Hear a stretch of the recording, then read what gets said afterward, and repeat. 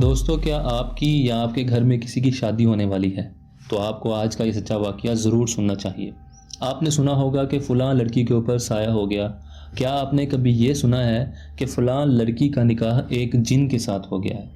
آج کا سچا واقعہ ہمیں بصیرت فاطمہ نے ای میل کیا ہے۔ وہ لکھتی ہیں کہ یہ واقعہ آپ دوسروں تک لازمی پہنچائیں تاکہ خدا نخواستہ کسی نوجوان لڑکی کا یہ حشر نہ ہو۔ آئیے بغیر کسی دیر کے شروع کرتے ہیں۔ پچھلے سال ربیع الاول کو ہمارے گھر ایک محفل کا اہتمام تھا۔ اسی دوران بہت سی خواتین ہمارے گھر میں جمع تھیں۔ میں بھی قاریہ کی حیثیت سے اپنے کمرے میں بیٹھی اپنی باری کا انتظار کر رہی تھی کہ اچانک مجھے نظر آنا بند ہو گیا، جیسے میری بینائی چلی گئی ہو۔ سر میں شدید درد ہونے لگا، جسم اچانک بھاری ہو گیا۔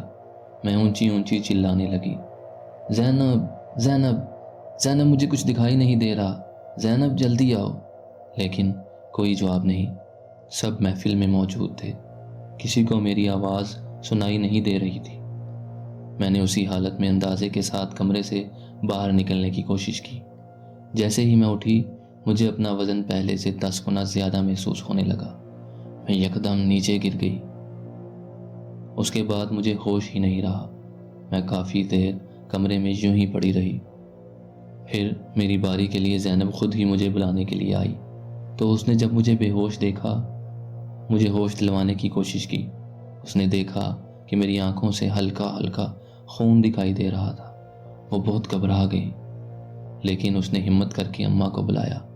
جب اماں آئیں تو دونوں نے مل کر مجھے بڑی مشکل سے ہوش دلوایا۔ انہوں نے جب مجھے اٹھا کر صوفے پہ بٹھانے کی کوشش کی تو اماں کہنے لگیں، تم بہت بھاری لگ رہی ہو، اٹھائی کیوں نہیں جا رہی؟ میں خود بھی اپنی اس حالت سے بہت گھبرا گئی تھی۔ میرا بدن شدید گرم ہو رہا تھا۔ پھر بابا کو بلوا کر مجھے اسپتال بھیجا۔ میری حالت میں تھوڑی بہتری آئی، لیکن میری آواز کو کیا ہوا؟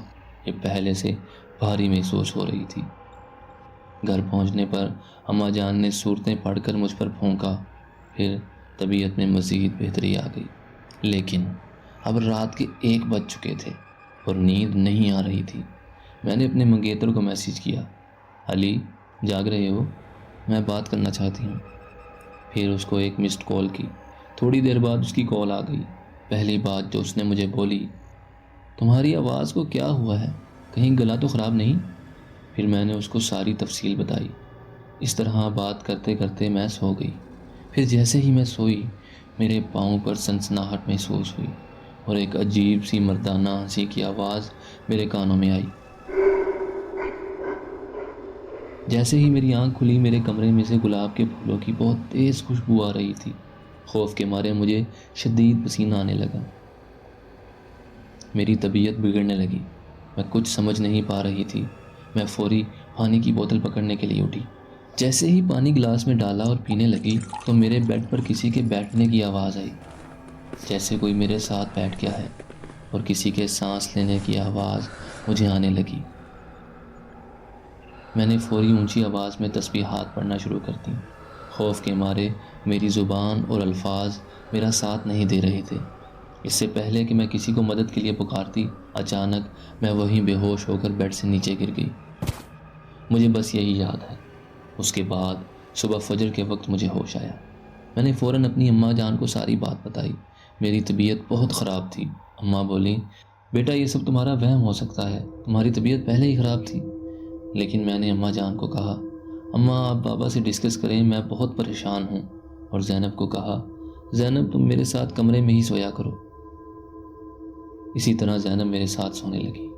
لیکن ٹھیک 1 ہفتے کے بعد رات کے وقت ہم دونوں بہنیں سو رہی تھیں کہ زینب نے اونچی اونچی چیخیں مارنا شروع کر دی، اماں اماں بابا جلدی آئیں، اور دوڑ کر اماں کے کمرے سے ان کو بلا لائی۔ جب اماں اور بابا آئے تو انہوں نے مجھے دیکھا کہ میں سر جھکائے نیم بے ہوشی کی حالت میں تھی۔ بابا نے مجھے پکارا، بصیرت بصیرت، کیا ہوا بیٹا، کچھ بولتی کیوں نہیں؟ لیکن میں سر جھکائے اسی حالت میں رہی۔ پھر بابا نے مجھے پکڑ کر آرام سے بیڈ پر لٹایا، میرے منہ پر پانی کے چھینٹے پھینکے، جس سے مجھے فوری ہوش آ گئی۔ زینب کہنے لگی، آپ کو کیا ہوا تھا؟ آپ اونچی اونچی ہنس رہی تھیں اور بیڈ کے سرانے بیٹھ کر کسی سے باتیں کر رہی تھیں، جبکہ سامنے کوئی موجود نہیں تھا۔ میں بولی، زینب مجھے کچھ یاد نہیں، کچھ پتہ نہیں میں کس سے بات کر رہی تھی، بس میرا سر بہت بھاری محسوس ہو رہا ہے۔ زینب بولی، پہلے مجھے لگا کہ علی بھائی سے فون پر بات کر رہی ہیں، لیکن آپ یوں ہی پوری طرح کھلی آنکھوں کے ساتھ کسی غیبی چیز سے باتیں کر رہی تھیں۔ یہ سن کر اماں اور بابا بہت پریشان ہو گئے۔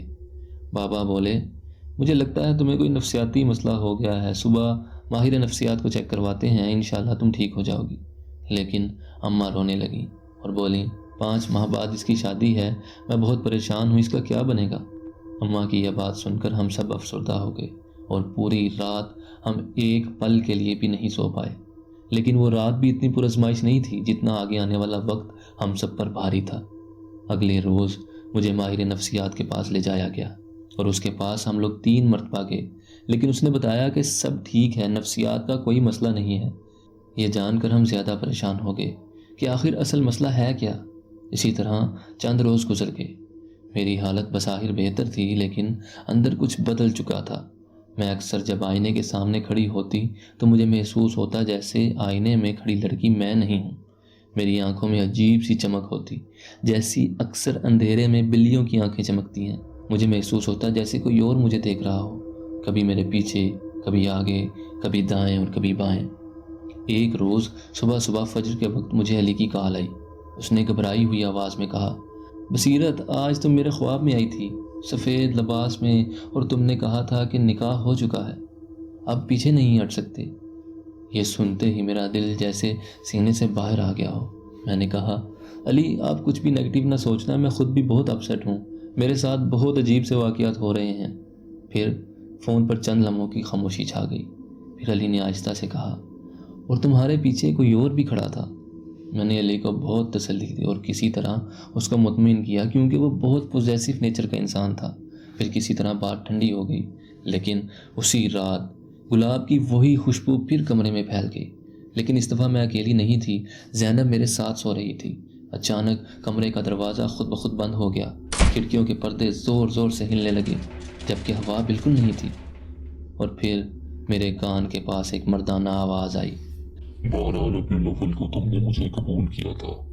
میرے جسم میں بجلی سے دوڑ گئی۔ مجھے یاد آیا اسی محفل کے دوران جب میں نیم بے ہوشی میں تھی، میں نے کسی کو سرگوشی کرتے سنا تھا، اگر تم نے ہاں کہہ دی تو میں ہمیشہ تمہارے ساتھ رہوں گا۔ اور میں نے درد کی شدت میں شاید سر ہلا دیا تھا۔ کیا وہ ہاں تھی؟ اب میرے ساتھ کیا ہونے والا ہے؟ میں نے اپنے مدرسے کی عالمہ سے رابطہ کیا۔ انہوں نے مجھے کہا، بصیرت تم تو بہت نیک لڑکی ہو اور دین کا علم بھی رکھتی ہو، پھر تمہارے ساتھ ایسا کیوں ہو رہا ہے؟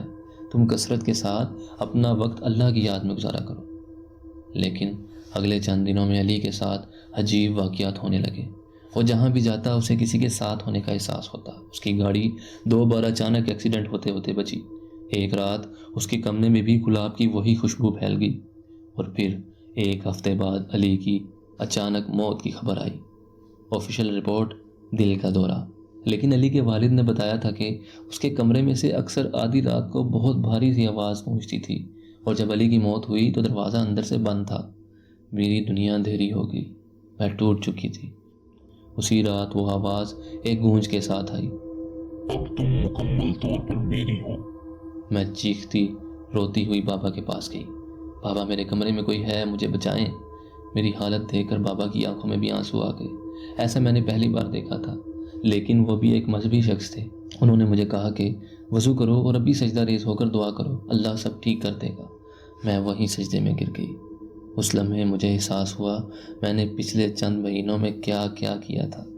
میں نے غیر محرم سے تنہائی میں گھنٹوں باتیں کی، میں نے منگیتر کے ساتھ حدود پار کی، میں نے کئی بار نمازیں چھوڑی، میں نے اللہ کی پناہ چھوڑ کر انسان پر بھروسہ کیا۔ پھر میں نے روتے ہوئے توبہ کی، پھر اپنے کمرے میں جا کر قرآن مجید کی تلاوت کی۔ تعوذ اور تسمیہ پڑھنے کے بعد جب اللہ لا الہ الا هو الحی القیوم پر پہنچی تو میرے وجود میں ایک الگ سی طاقت محسوس ہوئی۔ میری اپنی آواز گرجدار ہو گئی، جیسے میں ہر طوفان سے لڑنے کے لیے تیار ہوں۔ پھر میرے کانوں میں تمام آوازیں بند ہو گئیں، جیسے پنکھے کی آواز اور ہر طرح کی آواز مکمل بند۔ اچانک دیوار پر لگا آئینہ خود بخود ٹوٹ گیا۔ ایک عجیب سی کراہٹ بھری آواز آئی، اور وہ بوجھ جو کئی ہفتوں سے میرے جسم پر تھا اچانک ہٹ گیا۔ اگلی صبح میں بالکل نارمل تھی، لیکن میں وہ بصیرت نہیں رہی تھی۔ میں نے علی کو کھو دیا تھا اور مجھے سمجھ آ گیا تھا کہ شیطان کبھی سیدھا وار نہیں کرتا، وہ آہستہ آہستہ ایمان کمزور کرتا ہے، پھر حملہ کرتا ہے۔ دوستو، سچ تو یہ ہے کہ بصیرت فاطمہ کے ساتھ جو کچھ ہوا اس کا کچھ حصہ میں بیان نہیں کر سکا۔ شرم و لحاظ کے ساتھ میں یہ نہیں بتا سکا کہ جن نے اس کے ساتھ کیا کیا کیا۔ ہمیں اللہ تعالیٰ کے ساتھ ہمیشہ اپنا تعلق استوار رکھنا چاہیے۔ امید ہے آپ کو آج کا یہ واقعہ پسند آیا ہوگا۔ پلیز لائک کیجیے گا، سبسکرائب بھی کیجیے گا۔ اگر خدا نخواستہ آپ کے ساتھ بھی کوئی ایسا عجیب و غریب واقعہ پیش آیا ہو تو ڈسکرپشن میں دیے گئے ای میل ایڈریس پر شیئر کیجیے۔ ہم آپ کا واقعہ آپ کے چینل مخبر خاص پر شیئر کریں گے۔ اگلی ویڈیو تک کے لیے مجھے اجازت دیجیے۔ اللہ نگہبان۔